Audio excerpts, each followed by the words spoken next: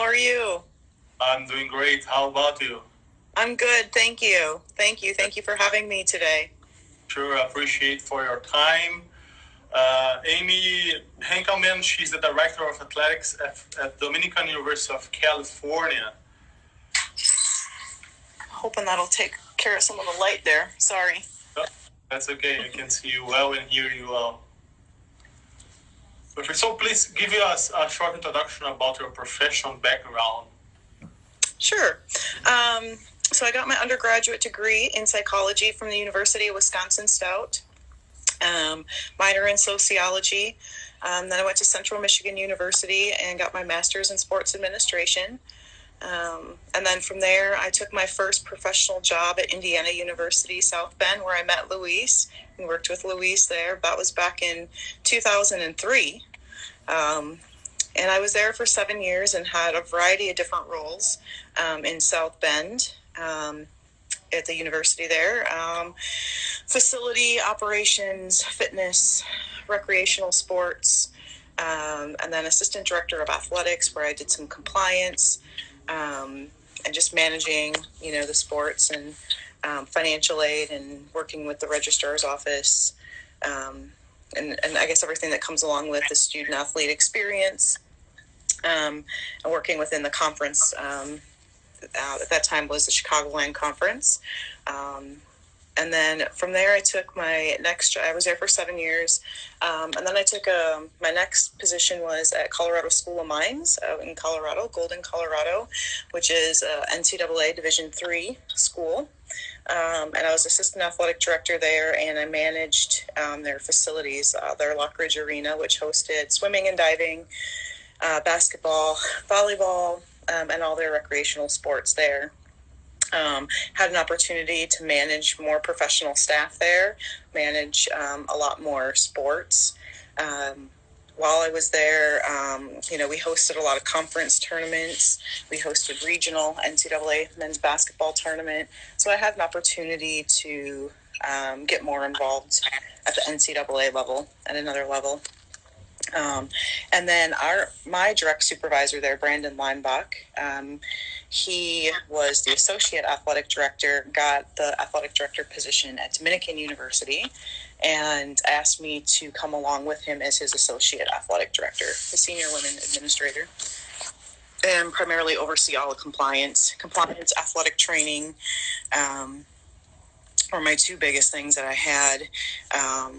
And so I moved over with him, and he was here for about a year and a half, and he went back to Colorado, and then I was offered the athletic director position at Dominican.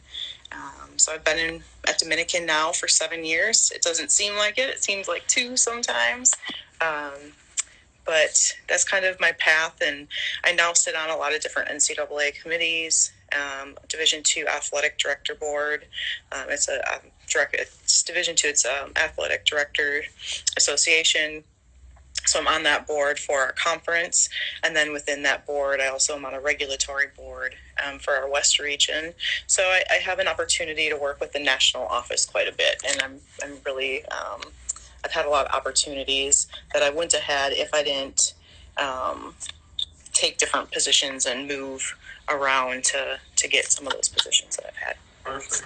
So how is your university dealing with this whole long period to keep with the students' athlete engagement? How are you connecting with them? What are you doing? What can you tell us? So actually, it starts with our president. She communicates out to the institution. So it's a top-down approach. She does that, and so she focuses on her cabinet, and then her direct reports. And then, so I work directly with the coaching staff and our other administration, and athletic trainers and strength and conditioning coaches. So I send something out to the student athletes once or twice a week in an email form. I also send them workouts. My husband owns a gym, personal training studio, and so he does a lot of, right now, because they're shut down, he does a lot of live videos, sends out a lot of workouts to his clients. So I'm just getting those out to our student athletes so that I can still connect with them. but our coaches are required to, and they would do it anyway. It's not just because they're required to, but they actually reach out individually to every student athlete on their team. So they're doing a lot of one-on-ones throughout the week. And then we're all using Zoom for Zoom meetings. So our coaches do team Zoom meetings once a week. So I've sat in on almost every single team Zoom meeting already. So I kind of switch it each week. I go on to a different team or several teams per week. And I get to sit and listen to how they're doing, what the coaches are, the information they're getting from their coaches, their check-ins, what they're doing for working out. Just how their families are doing, how they're staying on top of their academics, which is a priority. This is a big switch. The academic piece is really big because they're not used to doing their classes online. So, that's probably the biggest thing for academics.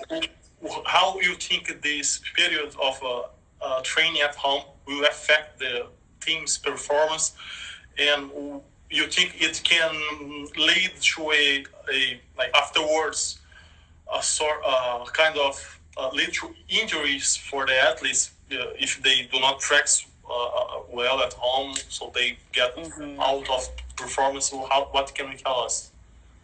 Yeah, so that is actually one of the NCAA, that's one of their biggest concerns right now, looking at the fall and the contact sports going into the fall. So right now, the chief medical officer for the NCAA, Brian Hainline, he has set up a committee that that's what they're focusing on, trying to figure out, when we're able to go back, when we're able to start having practices. What does that look like for football in particular, being a fall sport? Will we even have football in the fall? We don't know, right? So I think they're looking at all those different scenarios, especially, again, with the contact sports, soccer in particular also being a fall sport here. I think those are two of their biggest, volleyball coming up in the fall. Cross country, they can still get out and run. But it's more of those contact sports, how they're going, when are they going to, is the season going to get pushed back? Are we going to cut the number of games that we're having so that they can, the season can be pushed back? Maybe we don't have non-conference games, but we only have conference games. So maybe less games, but they start later in the fall, if we can even get back in the fall. So no, it's definitely at the forefront of the NCAA's mind in the safety of the student athletes.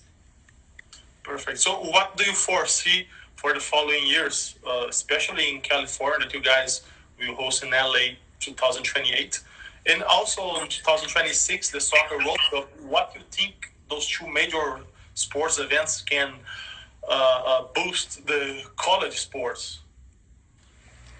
Yeah, how they can help boost the college sport, you mean? Yeah, it brings a lot of excitement, obviously, and business to the area. It's definitely exciting. It's going to be really interesting how that's all going to happen. Everything California's had so many things, from the fires the past 3 years, major fires, and now this, flooding, and, the flooding, and then we have all the mudslides that come with it. So it's really going to be interesting. You're going to have to do a lot of preparation. I wish I could tell you I knew what they're going to do based on the coronavirus and hosting these events. I really don't know. It's such a bigger magnitude than where I'm at. But I'm sure there's going to be things in place for big, I'm at a Division II level. So our fan base, we're not talking about thousands of people like the big football programs at Division I and the Olympics and the World Cup. There's thousands and thousands and thousands of people. So I'm sure that they already have, the security plans in place, which is going to be at a complete different level than, even. So you think of the World Cup and you think of the Olympics. The security levels are just at a whole different level. They're at the highest security levels that the United States has when you're hosting big events like that with that many people. An example would be the Super Bowl. It's a one-time event.